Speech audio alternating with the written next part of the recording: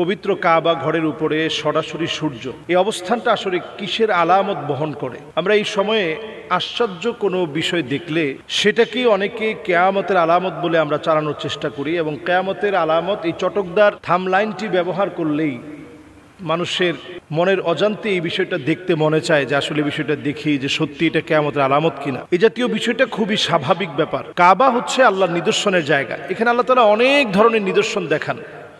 ওয়ামান ইউআযযিম শাআইরাল্লাহ ফাইন্নাহা মিন তাকওয়াল কুলুব।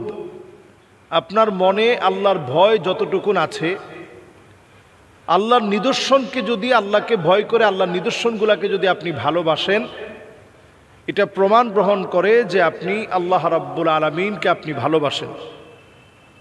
ওয়ামান ইউআযযিম শাআইরাল্লাহ, আল্লাহর নিদর্শনকে যে যত বেশি সম্মান করে, এটা প্রমাণ বহন করে যে আল্লাহ রাব্বুল আলামিনকে আপনি ভয় করেন, আল্লাহ তাআলাকে আপনি ভালোবাসেন। আল্লাহ তাআলার ভালোবাসার প্রমাণ আপনি আল্লাহ রাব্বুল আলামিনের নিদর্শনকে আপনি পছন্দ করবেন, ভালোবাসবেন।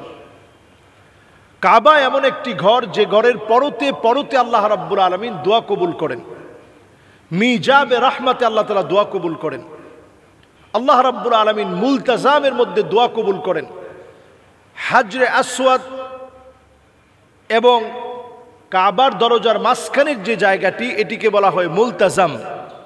নবী সাল্লাল্লাহু আলাইহি সাল্লাম নিজের বুককে ঠেকিয়ে দিয়েছেন, এই জায়গায় দোয়া করেছেন আল্লাহর কাছে। এই জন্য কাবা হচ্ছে নিদর্শনের জায়গা, যেখান থেকে প্রতিনিয়ত আল্লাহর কাছ থেকে প্রতিদান পাওয়া যায়। প্রতিনিয়ত কাবার চত্বরে আল্লাহ রাব্বুল আলামিন মানুষের দোয়া কবুল করেন। কাবা দেখা মাত্র দোয়া করলে আল্লাহ রাব্বুল আলামিন দোয়া কবুল করেন। মিজাবে রহমান নিচে দাঁড়িয়ে দোয়া করলে দোয়া কবুল হয়। কাবায় যখন বৃষ্টি পড়ে, বৃষ্টির পানি পড়ার যে গোল্ডেন কালার একটা লাইন করে দেওয়া আছে, এটার নিচে দাঁড়িয়ে যদি আপনি দোয়া করেন আল্লাহ তাআলা দোয়া কবুল করবে। ঠিক কাবার উপরে যখন সরাসরি যখন সূর্যটা উঠল, আপনারা দেখবেন যে সবাই দোয়া করছে, আল্লাহর কাছে চাচ্ছে, কান্নাকাটি করছে, ফরিয়াদ করছে। এটা প্রমাণ গ্রহণ করে যে আল্লাহ রাব্বুল আলামিন এই সময়ে দোয়া কবুল করবে।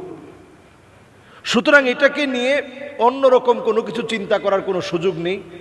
আমাদের মনে রাখতে হবে এই নিদর্শনগুলো আল্লাহ রাব্বুল আলামিন ঘটিয়ে থাকেন। এটা যে নতুন করে এখন ঘটছে বিষয়টা এমন না। নবীজি সাল্লাল্লাহু আলাইহি সাল্লামের যুগেও ঘটেছে। সূর্যগ্রহণ চন্দ্রগ্রহণের সময় এমন অবস্থা হয়েছে যে সাহাবায়ে কেরাম বলা বলি শুরু করেছে যে নবীজি সাল্লাল্লাহু আলাইহি সাল্লামের সন্তান চলে যাওয়ার কারণে, ইব্রাহিম নবীজি সাল্লাল্লাহু আলাইহি সাল্লামের এক সন্তানের নাম ছিল ইব্রাহিম। প্রাপ্তবয়স্ক হওয়ার আগেই নবীজি সাল্লাল্লাহু আলাইহি সাল্লামের সন্তানরা দুনিয়া থেকে বিদায় নিয়েছেন।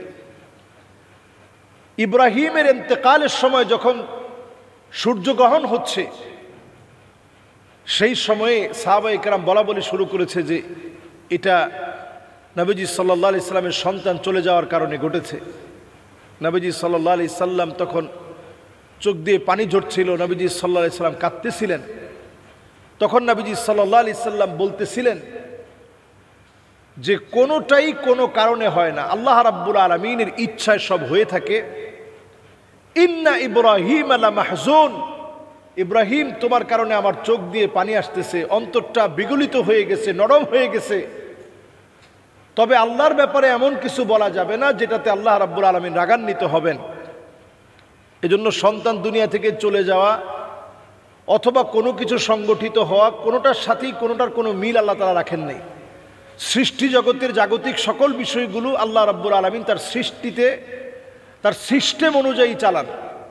কুল্লুন ফি ফালাকি ইয়াসবাহুন, আপন আপন কক্ষপথে সবগুলো সাঁতার কাটছে।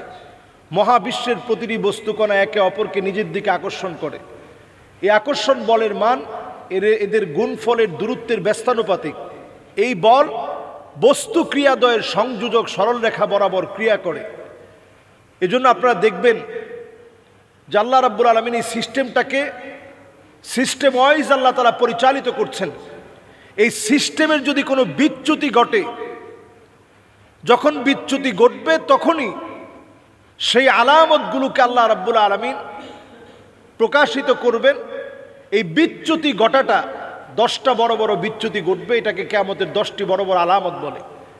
এছাড়া অন্যান্য কিছু আলামত আছে যেগুলো কিয়ামতের ছোট আলামত, যেগুলো নবীজি সাল্লাল্লাহু আলাইহি সাল্লাম বলে গেছেন, যার ম্যাক্সিমাম এখন আমাদের চোখের সামনে প্রতিফলিত হয়ে গেছে। সুতরাং এইটাকে কিয়ামতের কোনো আলামত হিসাবে উল্লেখ করার কোনো সুযোগ নেই, কিয়ামতের কোনো আলামত বলার সুযোগ নেই। তবে নিদর্শন আল্লাহ রাব্বুল আলামিনের নিশ্চয়ই আল্লাহ রাব্বুল আলামিনের এই নিদর্শনগুলো থেকে আল্লাহর বরত্বের কথা বোঝা যায়। আল্লাহ তাআলা আমাদেরকে সঠিকটা বোঝার তৌফিক দান করুক, আমিন।